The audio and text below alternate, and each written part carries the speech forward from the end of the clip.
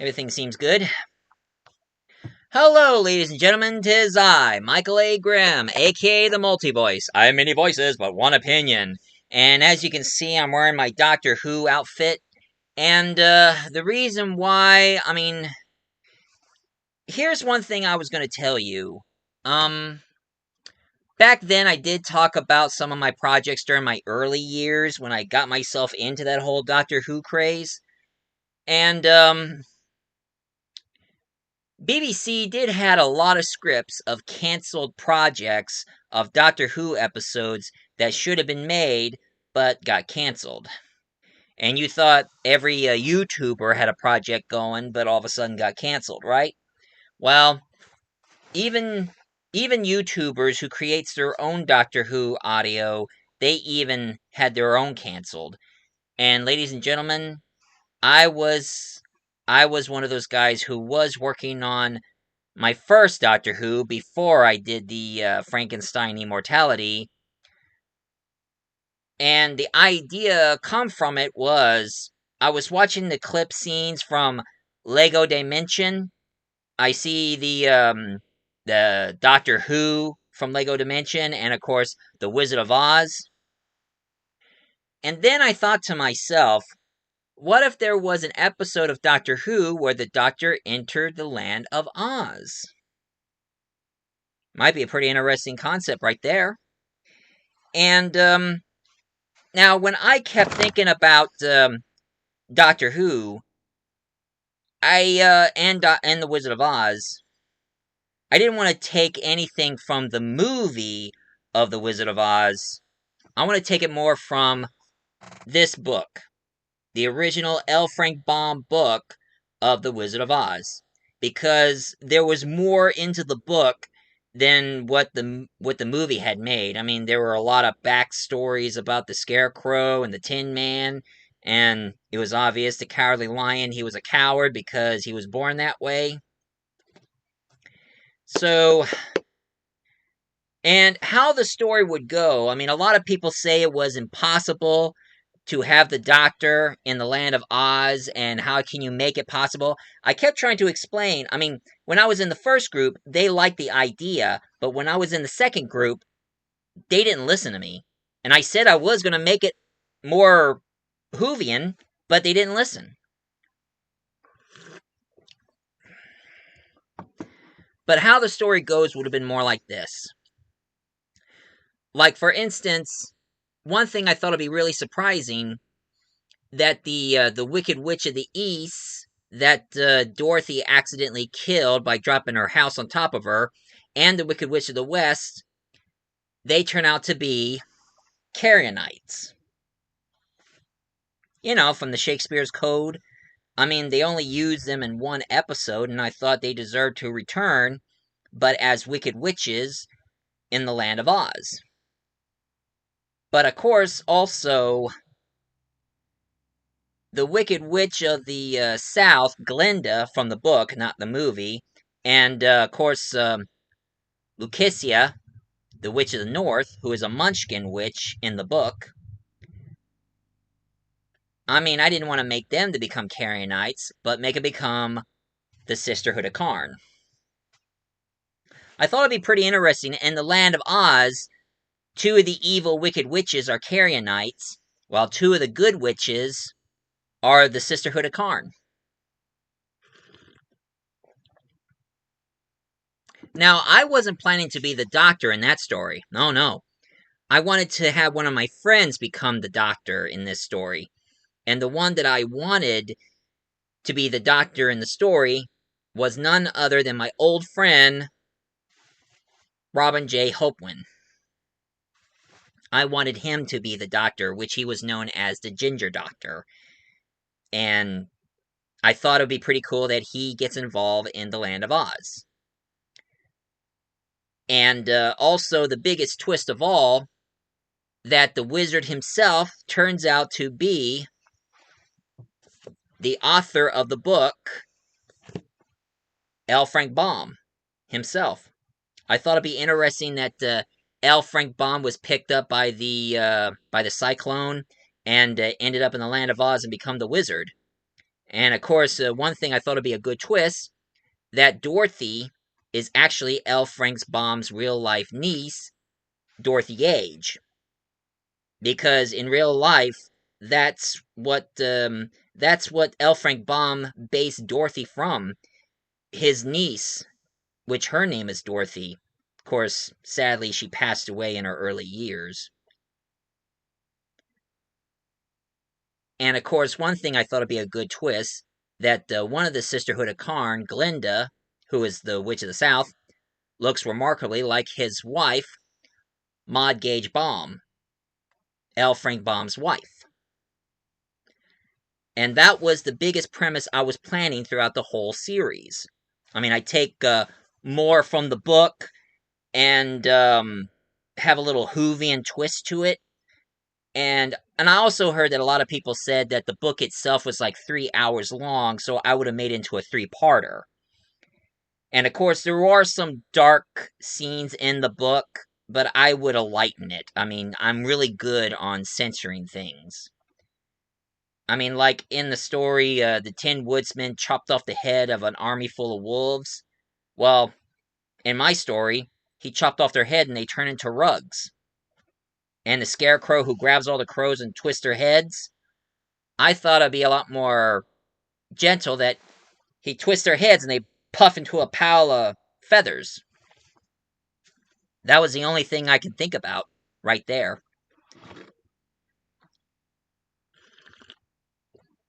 And this is what I was wanted to do. I wanted to take more from the book because there were more from the book than what the movie did. But I know some of you are wondering, Michael, that was a pretty awesome premise and a good story. How come you didn't have it made? Well, that was the reason why I canceled it. Because I was getting it going. I mean, reading the book and making the script. But the problem was, it was because of the first group I got kicked out of. I mean, I was really happy to be in that group and I was very welcomed, but some certain misunderstandings. I was 20 and I come out too strong, so they demanded me out of the group, and I was devastated.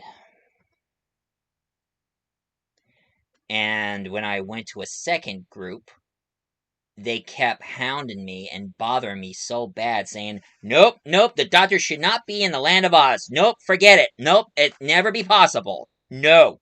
And even I said, "There's Carrion Knights and Sisterhood of Karn in it." And they're like, "I don't care. You can't let the doctor be in the land of Oz." And I also said, "Even the wizard was L. Frank Baum, the writer." And he said, "Doesn't matter."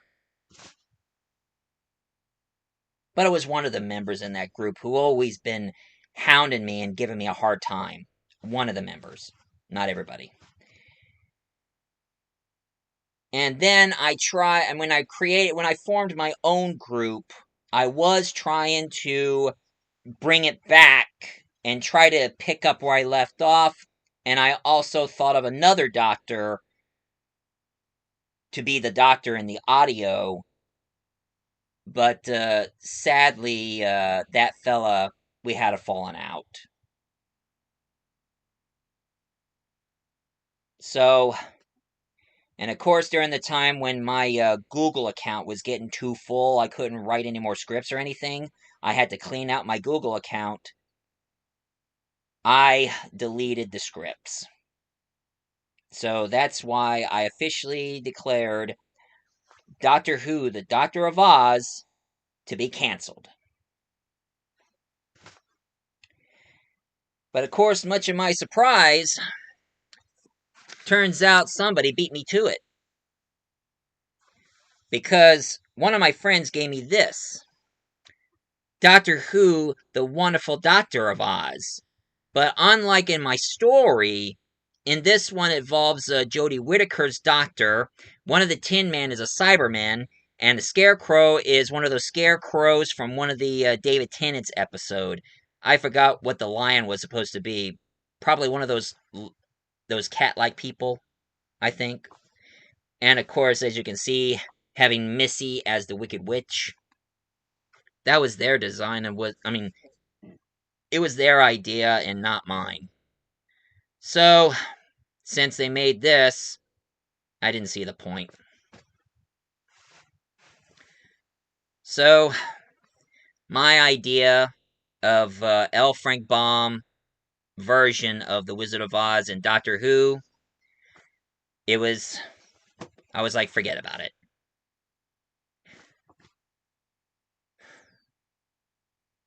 Oh well. I mean, since uh since this is what I'm going to be telling you right now, I think it's time for me to talk about other things involving Wizard of Oz anyway, folks, and Doctor Who because I got some updates to tell you guys. Um I mean, here's one thing I discovered. Did you know that L. Frank Baum himself got himself into silent films? When he was writing all those books, he developed his own silent movie company and made his own silent films of The Wizard of Oz. And there were a lot he made, but most of them were lost, and only four of them were found. And of course, there was even another Wizard of Oz starring that director and comedian Larry Seaman. And here's a little known fact: did you know that Shirley Temple did audition for Dorothy? Hmm. Imagine in that movie Dorothy being played by Shirley Temple. But sadly, Julie Garland got the part. And of course, I heard a lot about what Julie Garland went through after The Wizard of Oz. So,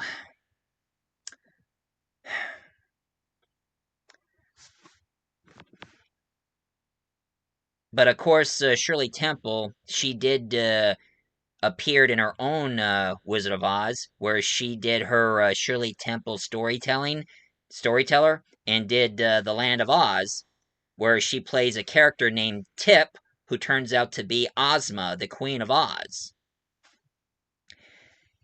And of course, I know some of you are going to be. I mean, before I'm going to talk about the latest one, I'm going to talk to you about other things I like. I like The Return of Oz.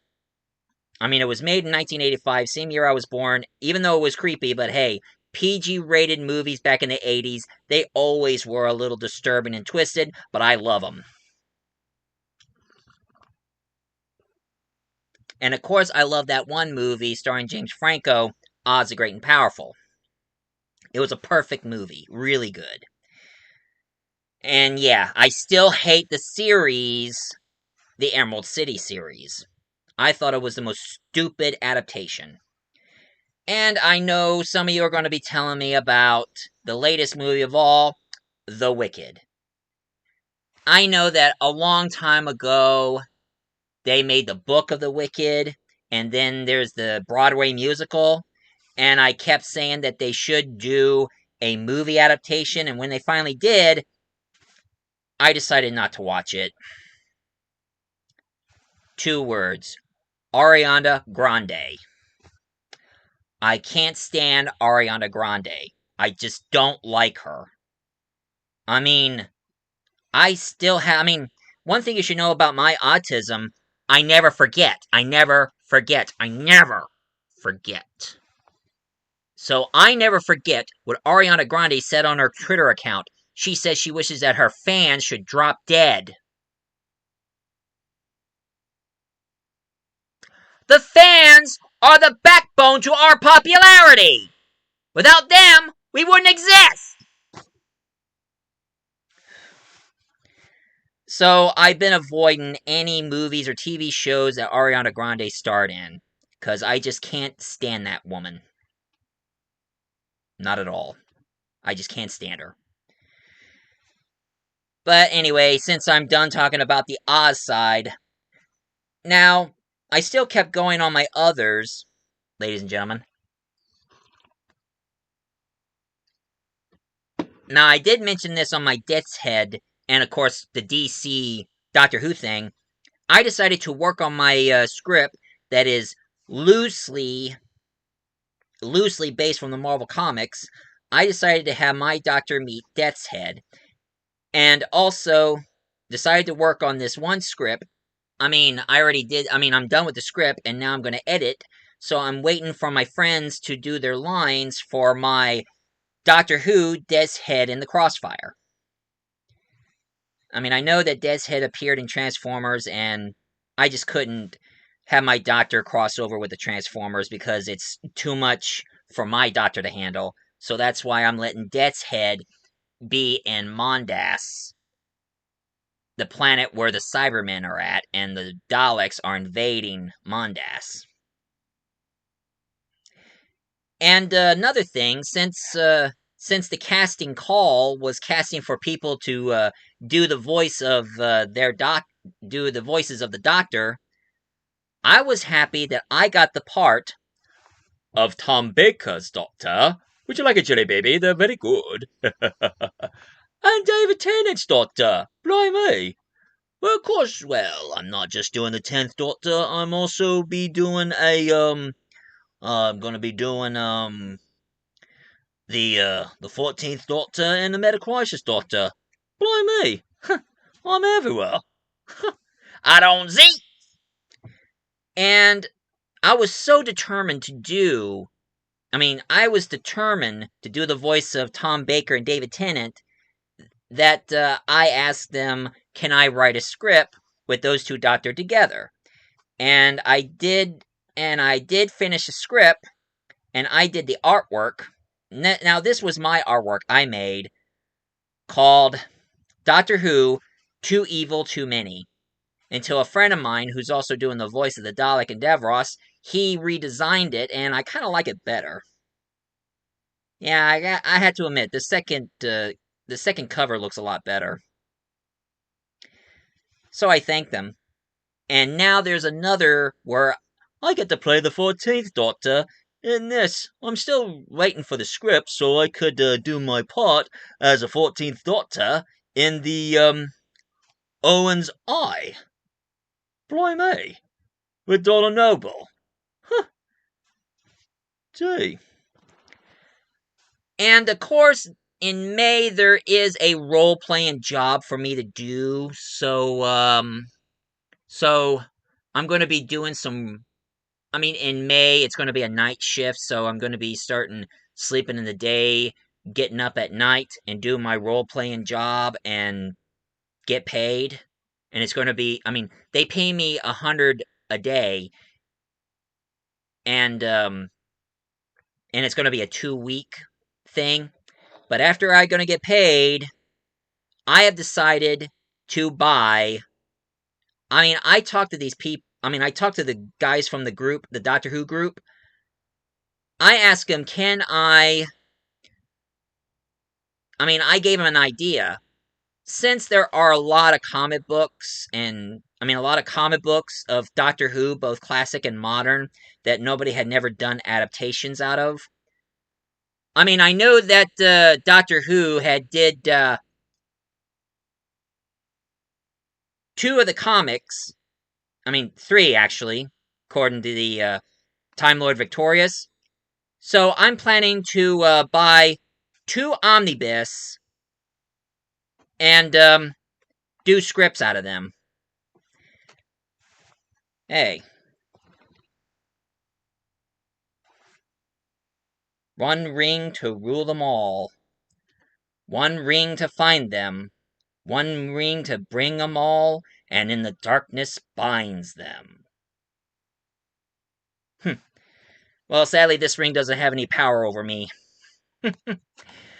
Anyway, this is my review for the day. If any of you like this message I'm talking about, please leave a comment down below, hit like and subscribe. I'm the multi-voice doctor, and I remember so I can jog your memory. So long.